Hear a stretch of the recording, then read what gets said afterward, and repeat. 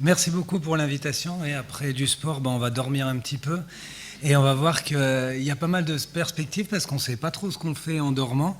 Et on ne sait pas trop cette histoire de poule et l'œuf qui est d'ailleurs un des derniers papiers qu'on vient d'écrire justement là-dessus entre AVC, sommeil, sommeil ou AVC. On va voir qu'il y a plein d'allers-retours et encore beaucoup de questions.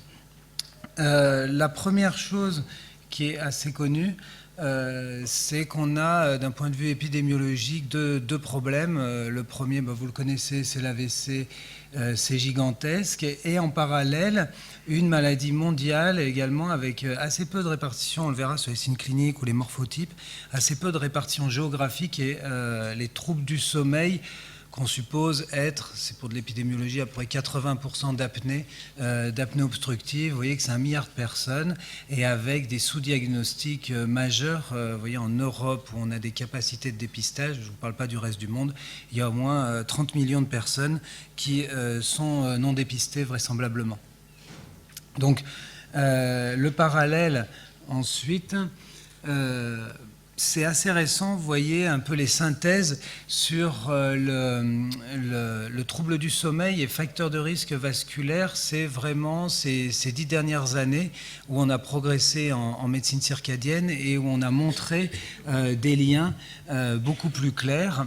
Alors avec l'AVC, il y a eu des liens épidémiologiques, des corrélations et pas des causalités. Ça, c'était important dans ces études sur la préexistence d'apnée du sommeil. Je vous montrerai des cohortes d'apnée du sommeil qui font plus d'AVC.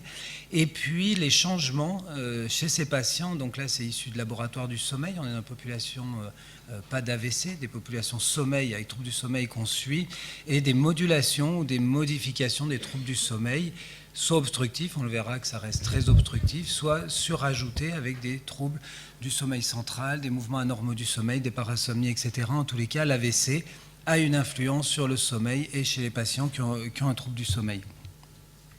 Alors le facteur de risque, c'est ce qui est probablement le plus établi. Alors reste à définir, et c'est pas si facile, ce qu'est l'apnée du sommeil. Il y a des critères. Donc d'abord on parle d'apnée-hypopnée, ça peut être simplement des hypopnées, on en reparlera sur l'hypoxie.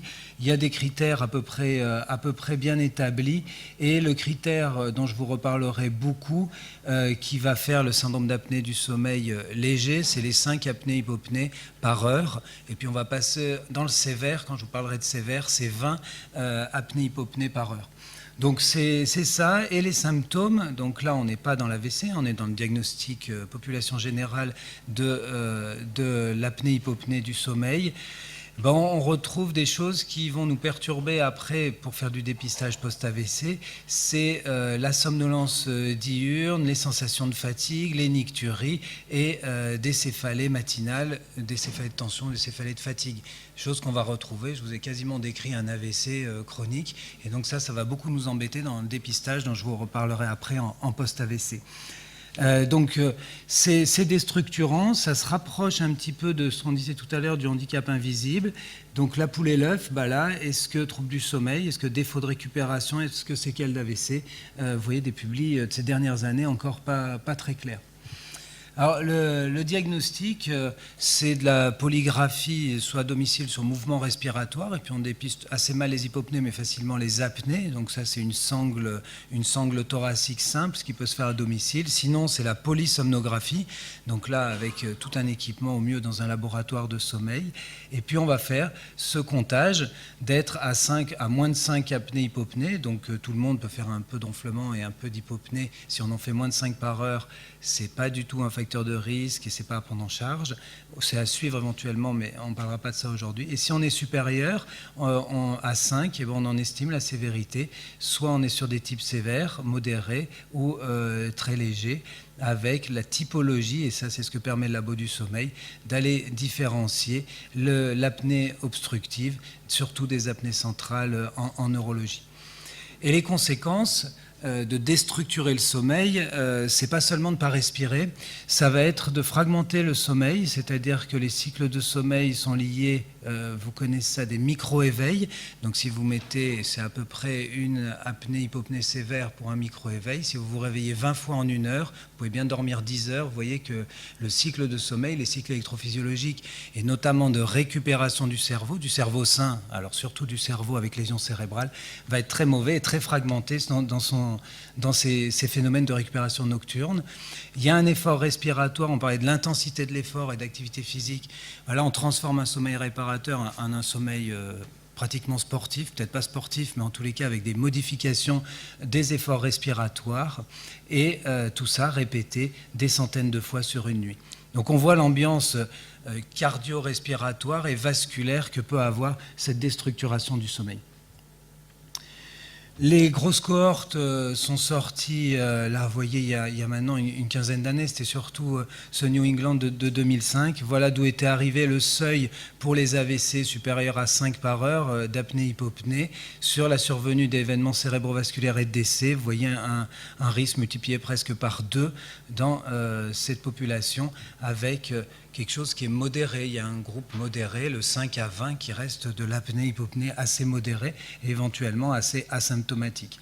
Et puis ce qui est intéressant, et c'était la première étude qui le montrait, c'est est-ce que c'est vrai tout ce qu'on dit sur la sévérité, est-ce que c'est lié aux facteurs de risque. Et il y a cet effet dose que vous voyez ici sur les niveaux d'apnée-hypopnée. Donc on passe du 5 vers le 20, vers le plus de 36, ça c'est très sévère, on va jusqu'à plus de 40 apnée-hypopnée par heure. Et vous voyez que le risque va augmenter du 1,7 vers du 3,3 pour les plus sévères en multiplication du risque AVC tout type et décès. Donc c'est revu après en méta-analyse sur des séries plus petites et on retrouve toujours cette multiplication du risque d'AVC par 2 dans le syndrome d'apnée du sommeil de modéré à sévère. Alors, qu'est-ce qui peut faire le lien risque vasculaire, cérébrovasculaire et apnée? Alors, c'est pas de s'arrêter de respirer, hein, on peut être apnéiste, faire de la plongée, on ne parle pas de FOP, mais on peut faire de la plongée sans risque vasculaire. Par contre, ce qui arrive, c'est 2 choses, on en a parlé tout à l'heure un peu, c'est de la réactivité cardiaque, cette HRV, donc il y a une perturbation dysautonomique avec des troubles de réactivité cardiaque. Je ne vous en dis pas plus que le lien de causalité n'est pas évident, mais on sent venir la fibrillation atriale et on va voir qu'aussi en épidémio, il y a des liens avec l'AFA. Et je ne vous dis pas la faute de données, est-ce que cette dysautonomie nocturne dans les troubles du sommeil vont favoriser, on ne le sait pas encore. Mais en tous les cas, cette variabilité du rythme cardiaque est importante, ainsi que l'hypoxie. Et l'hypoxie, vous voyez que ce n'est pas la catastrophe. On parle de saturation d'oxygène inférieure à 90% dans l'épisode apnéique. Donc quelques secondes, multipliées par des centaines la nuit, et en fait va créer des hypoxies intermittentes continues toutes les nuits. Et donc dans cette cohorte française de 3500 patients, ces facteurs-là, c'était les 2 facteurs qui sortaient, la charge hypoxique et cette régulation dysautonomique cardiaque qui allait porter ce groupe qui faisait des AVC, infarctus ou hémorragie cérébrale. Donc un lien physiologique et une déstructuration du sommeil qui est chronique et sévère. Et puis arrive cette histoire de médecine circadienne, alors là très critiquable. Il y avait eu tout un symposium au Congrès européen là-dessus sur ce qu'est le sommeil, et ça c'est un peu compliqué parce qu'on commence par dire et la sieste, mais est-ce que le sommeil c'est à 18h, est-ce qu'on prend 12 heures de 18h à 6h du matin? Vous allez me dire oui, mais 18h à 23h on fait beaucoup de choses et on fait plutôt de l'activité physique, on parlait tout à l'heure de sport, donc très très difficile à lire les choses sur le sommeil et AVC du réveil. En tous les cas, il y a une tendance, et cette méta-analyse rapporte un peu ces discussions, sur ce pic d'incidence matinale et au petit matin des AVC, essentiellement ischémiques, et qui augmente cette matinalité des AVC, augmente dans le groupe des syndromes d'apnée du sommeil sévère. Vous voyez, augmente d'un autre ratio par 3. Donc AVC du réveil avec troubles du sommeil et syndrome obstructif, un lien peut-être, et peut-être vis-à-vis de dysautonomie et de fibrillation atriale de fin de nuit ou de processus de réveil. Je ne vous ai pas parlé de la physiopathologie du réveil, mais on s'excite au réveil, on devient très sympathique, pas au sens psychologique du terme, on remonte ses niveaux sympathiques et cet éveil crée des pics hypertensifs, des troubles du rythme cardiaque. Attention, je ne vous ai pas dit fibrillation, mais il y a des troubles du rythme, notamment ventriculaires à ce moment-là. Alors, les causes, si on essaye de classifier en causes d'AVC, je vous ai parlé de ça, de ce lien, vous voyez, de syndrome d'apnée du sommeil sévère et du diagnostic. C'est pour ça qu'on a laissé écrit diagnostic de fibrillation atriale. C'est qu'il n'y a pas forcément de causalité. En tous les cas, un autre ratio extrêmement fort, 5 fois plus que dans des populations sans syndrome d'apnée du sommeil. Donc il y a un lien évident, fibrillation atriale, apnée. La poule et l'œuf, j'en sais rien. Il y a des grandes discussions, notamment sur la dysfonction oreillette gauche nocturne. En tous les cas, il y a un lien, si ça peut nous pousser à faire du dépistage, qu'on fait souvent quand on fait de l'enregistrement du sommeil, on fait aussi des enregistrements cardiaques prolongés. L'athérome, l'épaisseur intima média est corrélée, les sténoses, la sévérité des plaques, l'instabilité des plaques est aussi corrélée de manière effet dose à l'intensité du syndrome d'apnée du sommeil. Et puis, ça c'est l'hypoxie et puis les problèmes de FOP, mais c'est très très particulier, seulement de la physiologie respiratoire. Par contre, le lien à la myélite des artères, qu'elle soit cérébrale ou myocardique, de la micro-ischémie, de la charge en locoencéphalopathie, vous voyez avec des ordres ratios qui sont en effet dose jusqu'à 3 fois, 2,7 fois plus important. Donc on retrouve finalement tous les champs des facteurs de risque vasculaire, que ce soit de l'hématome sur mes petites artères, qui va être porté là-bas, ou l'ischémie sur les gros athéromes ou sur les fibrillations. Alors ensuite, si on prend le problème en sens inverse, là on passe non pas de la poule à l'œuf, mais de l'œuf à la poule, qu'est-ce qui se passe en post-AVC ? Alors, en post-AVC, c'est d'abord quelque chose de fréquent.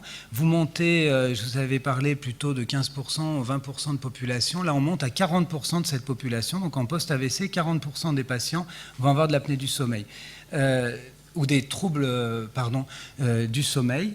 Sous quelle forme? Et c'est ça, le phénotype ventilatoire obstructif est le plus fréquent, c'est 70%. C'est ce que vous avez ici sur ce schéma, avec des choses peu graves, des 5 apnées, des 20 apnées en vert et des plus de 30 apnées en vert. Vous voyez que l'apnée sévère semble s'améliorer avec le temps, on reviendra un petit peu sur le temps, alors que les aspects modérés, les légers et modérés changent assez peu dans le temps. Donc le phénotype a l'air d'être modifié au moment de l'attaque, et puis après, on va garder à peu près ce phénotype de syndrome d'apnée. L'impact du délai, eh ben finalement, c'est ce que je vous disais, il n'y a rien à voir sur ce graphique, c'est à peu près plat, c'est-à-dire que la sévérité du SAS se modifie assez peu dans le temps. Attention, le chronique, hein, vous voyez que c'est sur une année, on parle d'une maladie sur des dizaines d'années liée au vieillissement, donc les cohortes ont un problème de cohorting dont on reparlera à la fin. Tous les cas, ce profil ne change pas tellement, donc le délai de dépistage, quand on disait c'est trop tôt vis-à-vis de l'AVC, il faut attendre que la respiration centrale se remette en place. En fait, c'est sûrement pas très vrai et on peut faire du dépistage assez précoce, voire en UNV, ce qu'on commence à faire. Vous voyez le dogme, finalement, que la lésion cérébrale entraîne de l'apnée centrale et de la déstructuration de la commande centrale du sommeil. C'est pas tellement vrai. Vous voyez cette apnée centrale, donc par dérégulation des centres cérébraux du contrôle du sommeil, phase aiguë 3 mois ou chronique, on reste à peu près dans les 17-16%, alors qu'on tourne autour des 70% sur l'obstructif, ce qui reste à peu près stable, au moins sur les 3-6 mois des cohortes qu'on connaît. Et ça, c'est important parce que finalement, dans les stratégies, maintenant, on a des ventilations cerveau-assistées qui peuvent s'adapter à un profil patient et à un type de troubles du sommeil ou de troubles ventilatoires nocturnes. Alors, qu'est-ce que cette affaire entraîne ? Vous retrouvez tous les problèmes liés au sommeil et les annexes, c'est-à-dire qu'il y a des problèmes neurobiologiques sur le microvasculaire avec des difficultés tissulaires de récupération, les activations sympathiques dont je vous parlais avec ces micro-éveils et des multiples activations sympathiques, surtout le matin, c'est pour ça que c'est entre la nuit et le matin, je viens de vous en parler. L'augmentation de la somnolence diurne, ça veut dire quoi ? On le verra, c'est qu'on travaille moins, on fait moins d'activité physique, on fait moins de rééducation avec des troubles, notamment de la dépression qui y sont liés, donc des difficultés d'apprentissage et donc des choses qui peuvent intervenir pour perturber encore plus le sommeil. Donc ça va être lié à un pronostic défavorable et à des mauvais facteurs de neuroprotection cérébraux. Donc voilà un peu le schéma complexe de la fleur des troubles du sommeil. On peut mettre l'obstructif plus les 15% d'apnée centraux. C'est ce que je viens de vous expliquer d'une autre manière sur les facteurs de risque, le risque vasculaire, la récidive qui s'aggrave, la récupération qui est moins bonne. Donc tout tourne en cercle, dans un cercle vicieux. Les comorbidités, on les connaît sur l'hypertension, le diabète, la fibrillation, je vous en ai parlé, l'infarctus du myocarde également. Donc ça va être à peu près les statistiques que je viens de vous montrer en cérébrovasculaire vont être les mêmes en infarctus du myocarde. Donc c'est des patients qu'il va falloir suivre aussi de plus près sur les coronaropathies. Et en rééducation, toute cette difficulté de sédentarité et de l'engagement moindre sur la rééducation pour la récupération fonctionnelle diurne. Alors, de tout ça, qu'est-ce qu'on en fait finalement? Parce que c'est pas très clair tout ce que je viens de vous raconter. On passe sommeil AVC, AVC. Qu'est-ce qu'on fait? On dépiste déjà. Ça, c'est dans les nouvelles recommandations. Il faut faire une étude du sommeil dans les patients qui ont un AVC ischémique ou un AIT. Pour l'hématome, c'est pas affiché parce qu'on n'a pas assez d'études et pas assez de représentativité des hématomes dans les études. Et on traite les patients en post-AVC. On traite tous les patients qui ont de l'apnée du sommeil en post-AVC. Alors qu'en prévention primaire, c'est discutable suivant l'intensité. Il n'y a pas là-dedans de dépistage. Quand je vais parler de tous les patients, ça dépend de vos moyens, parce que c'est tous les patients, parce que vous voyez les questionnaires dont j'ai parlé au début, on se retrouve avec fatigue, nicturie, jeu dormal, difficultés motrices, troubles de concentration. Là, allez savoir si c'est du sommeil ou de l'AVC, vous ne pourrez pas le savoir, et les questionnaires, donc il y a des études qui montrent qu'il y a une très mauvaise reproductibilité et informativité sur le dépistage clinique de l'apnée du sommeil en post-AVC. Donc débrouillez-vous, je n'ai pas de conseil à vous donner, si ce n'est mettre des sangles thoraciques à tous les patients. La pression positive, donc en thérapeutique, est-ce que ça sert? On le verra. Donc, je vous ai remis des principes d'une pression positive, soit nasale, soit bucco-nasale, avec des choses beaucoup plus intelligentes maintenant que les masques qui sont insupportables parce qu'ils vous pompent de l'air dans le visage en permanence, c'est-à-dire qu'ils font une pression permanente et pénible. Maintenant, il y a des cerveaux assistés qui s'adaptent et qui sont paissés sur la respiration du sujet. Quand on respire bien, ça pompe pas. Quand on respire mal, ça pompe, etc. Donc, il y a un confort qui est bien meilleur et des pressions notamment qui sont adaptatives suivant l'effort nécessaire pour suppléer un petit peu la respiration et non pas compenser tout le temps l'obstruction. Ça fait baisser la morbimortalité, alors ça c'est important. Tout le cardiovasculaire, alors c'est des grosses datas, mais notamment sur des AVC létaux, ischémiques ou hémorragiques, donc on va baisser toutes les morts cardiovasculaires, et vous voyez que ça concerne surtout le groupe le plus sévère avec d'apnée-hypopnée supérieure à 20, qui est ceux qui ont la plus mauvaise courbe de survie. Elle est en mois, celle-ci, pas en années. Donc vous voyez, sur les 5 ans, une surmortalité de ce sous-groupe qui a de l'apnée-hypopnée en post-AVC supérieure à 20. Donc ceux-là sont une cible essentielle pour les traiter par CPAP. Le devenir fonctionnel, alors là, c'est moins clair parce que estimer la récupération, vous voyez déjà que c'est assez compliqué de faire le diagnostic. Est-ce que ça a une influence sur la récupération post-AVC? Il n'y en a pas sur la récupération à long terme, mais on n'a pas en fait d'études à long terme ou de qualité de vie, on a très très peu de données fiables. Par contre, sur 90 jours, on a l'impression que ça va être une aide à la rééducation. C'est-à-dire que dans l'ambiance plasticité, dans l'ambiance rééducative des 3 premiers mois, il y a une tendance à améliorer des tas de capacités, ça c'est dû à NIHSS, activités quotidiennes, etc.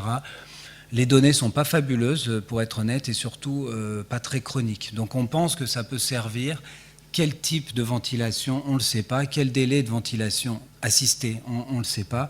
Mais ça pourrait être une tendance plutôt positive. Vous la retrouvez ici sur des méta-analyses. Donc dès qu'il y a méta-analyse, c'est qu'on n'en a pas assez. Vous voyez, des cohortes à 100, à 20, 30 patients, c'est pas fabuleux. Des essais non randomisés. Il y a une petite tendance qui est pas significative sur la ventilation assistée chronique, donc placée après un mois, ou la ventilation assistée placée dans le premier mois post-AVC. Le tout est à tendance positive, mais il n'y a rien de randomisé et clair à monter. Alors les obstacles de ça sur le traitement de la ventilation assistée nocturne, donc qui a un bon traitement, probablement sur la récupération fonctionnelle, au moins sur la mortalité, c'est toutes les caractéristiques de l'AVC. Pour porter un masque nocturne, la parésie faciale risque d'être un gros handicap, les troubles cognitifs et les agitations nocturnes également, la dépression post-AVC ou post-trouble du sommeil, on n'en sait rien, mais en tous les cas, le syndrome dépressif, c'est un facteur de mauvaise observance. L'observance étant 4 à 5 heures par nuit minimum. On vise le 6 heures par nuit de portage. Il faut 4 à 5 heures se tenir tranquille pendant 4 à 5 heures et qu'il n'y ait pas trop de fuite dans l'appareil. Et donc, regardez, l'observance catastrophique, c'est 8% à 29% de bonne observance, c'est-à-dire de plus de 5 heures de portage du masque facial la nuit. Donc on est loin d'être opérationnel. Donc comment faire? Il n'y a pas d'approche très consensuelle, il n'y a pas de recommandation de traitement. On va essayer de faire un traitement adapté et là on se retrouve dans nos réseaux pluridisciplinaires, essayer d'expliquer, d'arriver à faire un traitement adapté suivant troubles cognitifs, parésie faciale, etc., suivant le phénotype des troubles du sommeil et suivant l'AVC concerné. On met en place, il n'y a rien de bien nouveau, des supports multidisciplinaires, du télémonitoring, éventuellement du téléaccompagnement à domicile pour essayer d'être au plus proche du patient et d'être meilleur que ce qu'on est avec nos 10% de bons traitements.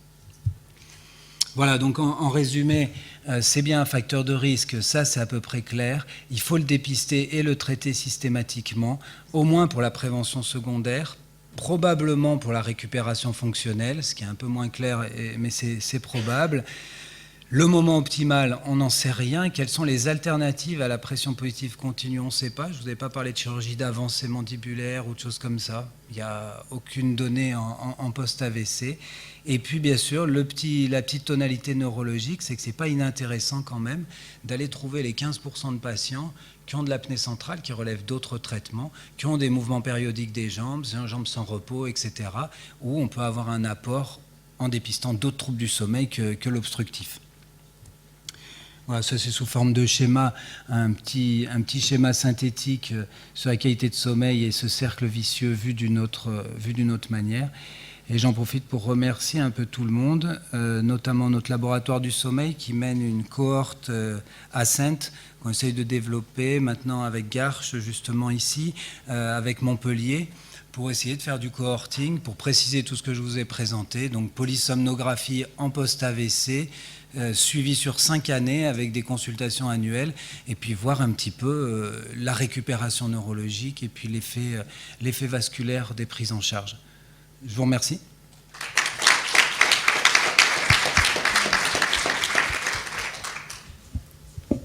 On va prendre une ou deux questions.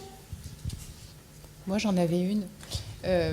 En dehors de l'apnée du sommeil, moi, je m'intéresse plus particulièrement à la nicturie. Et je me demandais si dans les AVC, il y avait des patterns qui pouvaient donner plus de polyurie nocturne, notamment en termes d'hypertension artérielle, que c'est plus fréquent dans les AVC qu'il y ait des patients qui baissent pas leur tension artérielle la nuit ou qui aient une hypertension artérielle nocturne.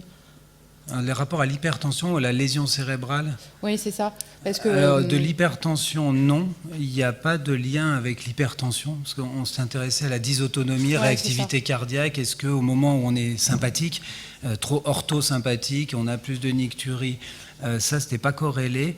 Et on a commencé, mais manuellement, à étudier les lésions cérébrales. On pensait sortir dans ces histoires dysautonomiques, dont la nicturie. On a essayé de mettre le syndrome nicturie avec le bulbe et des endroits très dysautonomiants. Ça ne sort pas, mais faute pour l'instant de volume de cohorte, parce qu'on a, sur 1700 patients, on doit avoir 50 lésions bulbaires. Donc ça ne suffit pas pour en prouver quelque chose. Donc on n'a pas la lésion et on n'a pas la corrélation hypertension artérielle. Réactivité cardiaque, on ne l'a pas étudié nous-mêmes. Je ne l'ai pas lu dans les études, mais sur les variabilités des rythmes cardiaques, je ne sais pas. Parce qu'en fait, ce qu'il y a dans les lésions médulaires, c'est il y a des altérations du pattern de tension artérielle et ça entraîne une polyurie nocturne chez les patients qui vont être non dippers ou qui vont être hypertendus. Et peut-être plus que la nicturie, c'est la polyurie nocturne et du coup le volume de production urinaire nocturne, mais qui est plus compliqué à avoir. Oui, celui-là, on l'a pas. Voilà, c'est ça. Celui-là, nous, la nicturie, on l'a à l'interrogatoire à domicile, mais effectivement, on n'a pas la polyurie ou le volume. Ouais. Bon. Ça donne une idée, encore quelque chose à recueillir. On va être content. Merci.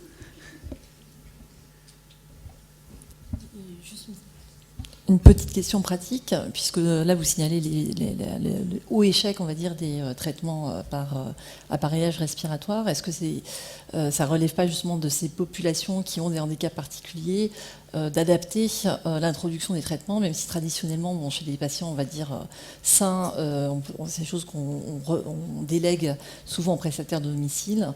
Or, ces patients ont des problématiques autres, entre autres motrices et physiques. Exactement. Et donc, il ne faut pas proposer une prise en charge, enfin, un début de ventilation ou d'appareillage plus spécifique pour répondre à leurs besoins.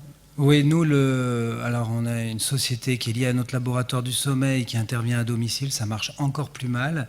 En fait, là, j'ai fait la diapositive positivement correcte avec la paralysie faciale. Le problème, c'est comme la consulte post-AVC, c'est que les gens ne viennent pas, et on le voit sur notre biais, sur nos 2000 patients d'Ascent, on les prend tous ceux qui passent en UNV, donc ça fait 7 ans à 1000 par an, vous voyez que 7 fois 1000, ça fait 1700.